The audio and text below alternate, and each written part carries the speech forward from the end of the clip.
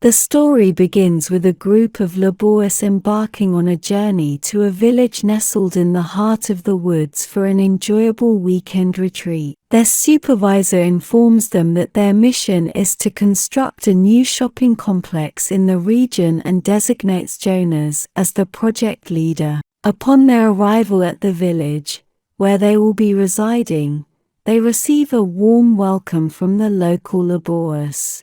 Lena, a young woman, experiences anxiety due to her recent illness and the need to avoid stressful situations. Rooms are assigned to the workers, while the chef prepares meals for them. However, he observes the absence of natural gas, compelling him to venture outside in search of assistance. During his drive, he tunes into a radio broadcast reporting opposition to the mall's construction. Suddenly, an object strikes his vehicle, prompting him to investigate and discover that a trap has been set on the road.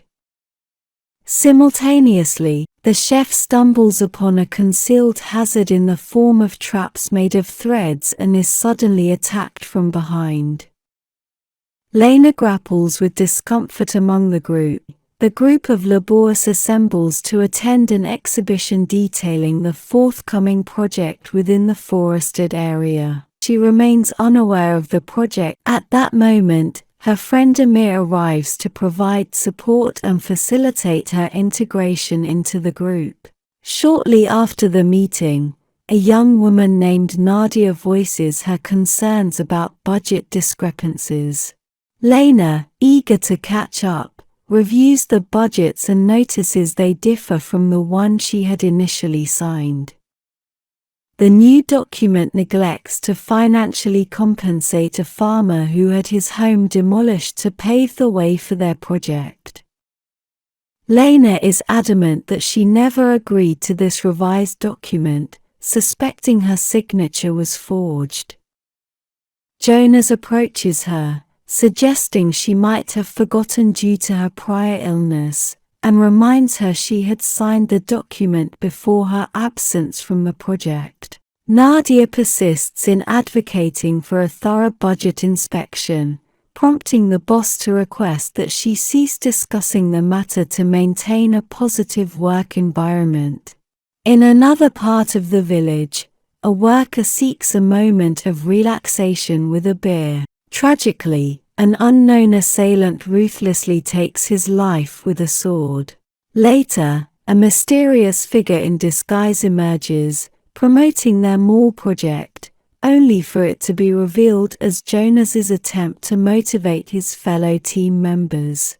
The boss offers words of encouragement to Jonas, indicating he will have the privilege of breaking ground and gaining media exposure for the project. Their day continues with a recreational activity, during which their guide advises everyone to stow away their phones and enjoy the moment without distractions. Lena confides in Amir, revealing that they had forged his signature without his consent. She insists on compensating the farmer whose home was unjustly demolished. However, Amir discloses the grim truth that the farmer had taken his own life after the demolition, making compensation impossible. Subsequently, they partake in their activity, dividing into two teams tasked with constructing a raft to traverse the river. Meanwhile, the mysterious killer who had been lurking seized the opportunity to pilfer the backpacks containing their cell phones and Jonas's costume head. The receptionist notices the staff's absence and goes searching, encountering the murderer. A chase ensues, but the killer catches up to her and ends her life in a gruesome manner. The final recreational activity involves zip-lining across a lake. Although the group encourages Lena to participate, her aversion to danger leads her to abstain. Seizing the moment while her companions are occupied, Lena sneaks into Jonas's room in search of evidence on his computer. There, she stumbles upon files revealing that the entire project is a ruse, orchestrated to secure a high-ranking position at a company. Lena covertly copies this critical information onto a memory stick. As the group continues to enjoy their activities, the guide becomes aware of the stolen cell phones but urges everyone not to fret and keep having a good time. Meanwhile, the killer, intent on launching a major attack, strategically places numerous traps throughout the forest. Some of the men decide to unwind in a hot tub. The guide contemplates inquiring about the missing cell phone bag but soon realizes that none of the staff members are left nearby. At this moment, she encounters the killer, attempting to flee but tragically meeting the same fate as the previous victims. Lena reaches the jacuzzi and contacts Nadia and Amir, the individuals she trusts the most, to share her discoveries about Jonas and the project. She underscores that allowing the project to proceed would spell economic losses for everyone. Lena proceeds to confront Jonas directly, revealing her knowledge of his forged signature and emphatically opposing the mall project. Jonas suggests a private conversation in his room, where he attempts to strike a deal by offering her a prominent position within a company in exchange for her silence. Lena staunchly declines this offer and warns Jonas to cancel the project. She makes it clear that if he doesn't, she will take the damning evidence to the authorities, potentially leading to his arrest.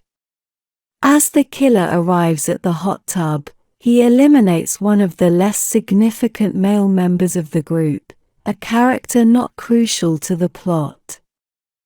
The elderly environmentalist woman witnesses this gruesome event and manages to escape.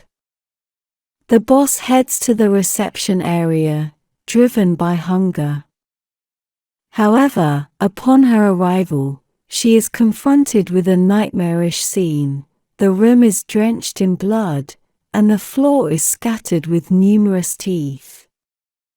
While exiting the area, she encounters the killer, who immediately attacks her. Screams from the boss's encounter with the killer attract the attention of the remaining group members, who rush to the scene. There, they discover the boss hanging from a flagpole. In a panic, they begin to flee. Jonas inadvertently falls into one of the traps, and Lena comes to his aid. With no other options, they are forced to use a raft to cross the river. Meanwhile, the other group members have returned to the reception area in search of help, only to find the staff members all dead. Realizing they won't receive assistance, they decide to arm themselves for protection. Amir summons his courage and ventures out to locate Lena. When he signals her with a flashlight, she joins him. Back at the reception area, the group contemplates escape by car, but the killer foils their plan by detonating the vehicle right before their eyes. At this critical juncture, as they anxiously await what's behind the door, Lena and Amir rejoin the group, having successfully returned from the perilous forest.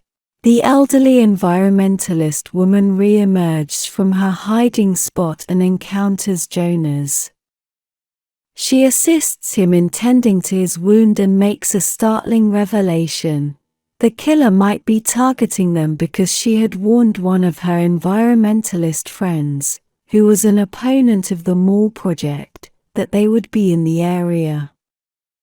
It is possible that the killer has a connection to this friend. Jonas, shaken by this revelation, becomes increasingly distrustful of the elderly woman and decides to flee. He takes off on a motorcycle, leaving the elderly woman behind on the ground. Alone and face to face with the killer, she confronts him, expressing her knowledge of his true identity as her friend. As she reaches out to unmask him, she is taken aback to discover that the person beneath is a stranger. In a split second, the killer murders her. Meanwhile, Jonas continues his escape on the motorcycle, but it starts to malfunction, causing him to crash into the river. Back with the remaining group members, they persist in planning their escape. In the process, Amir comes across a newspaper containing testimonies from those adversely affected by the shopping center project. To their shock, they realize that the killer is the son of the farmer who had tragically taken his own life after his house was demolished. Seeking vengeance for his father, the killer is determined to make the group pay for their roles in the project. The group ventures into the forest, intending to utilize the zip line as their means of escape. However, they encounter the killer, leading to their separation. Nadia bravely confronts the killer and manages to break free, disappearing into the depths of the forest. The elderly members of the group seek refuge in a cabin, while Lena and Amir reach the zip line to cross the lake. The killer had cunningly anticipated their route and set up a trap for those attempting to use the zip line. Amir makes the selfless decision to sacrifice himself to save Lena from the killer's deadly trap. The killer eventually finds the elderly members of the group, and they gather their courage to confront him. Lena, escaping through the forest, stumbles upon the location where the killer left the bag containing their stolen mobile phones. She retrieves her phone and calls the police for help. Not long after her call, as the killer is about to take the elderly woman's life, the elderly man intervenes, setting fire to the killer's mask. In a desperate attempt to extinguish the flames, the killer dips his mask into the water but is swiftly defeated by Nadia, who severs his head, putting an end to his life. Soon after, Lena notices the police have arrived at the scene. Although they remain unaware of her presence, Jonas appears, attempting to attack her, fearing that she might expose information that could incriminate him. In a final confrontation, Lena manages to overpower Jonas, resulting in his demise. Finally, the police arrive on the scene, and Lena, along with the other survivors, receives the help they desperately need in the village.